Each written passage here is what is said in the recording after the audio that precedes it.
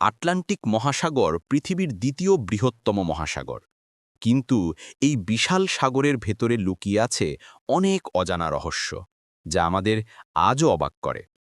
প্রথমেই বলা যায় আটলান্টিকের স্রোত ব্যবস্থা সম্পর্কে। এখানে প্রবাহিত হয় গালফ স্ট্রিম নামের বিশাল উষ্ণ স্রোত, যা ইউরোপের আবহাওয়া গরম রাখতে বিশাল ভূমিকা রাখে।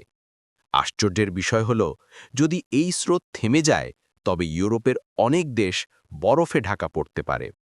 আরেকটি অজানা দিক হল, আটলান্টিক মহাসাগরের নিচে আছে অনেক আগ্নেয়গিরি ও পর্বতমালা। মধ্য আটলান্টিক রিজ হল পৃথিবীর সবচেয়ে বড় পানির নিচের পর্বতমালা, যা প্রায় ১৬,০০০ কিলোমিটার দীর্ঘ। এটিকে অনেক সময় পৃথিবীর মেরুদণ্ড বলা হয়। এখানেই নতুন সমুদ্রতল তৈরি হচ্ছে প্রতিনিয়ত।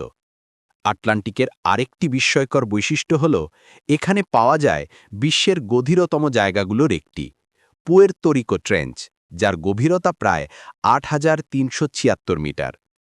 কিন্তু আটলান্টিকের নাম উঠলেই মানুষের মনে সবচেয়ে আলোচিত একটি ঘটনা ভেসে ওঠে। সেটি হল টাইটানিক জাহাজের ডুবি।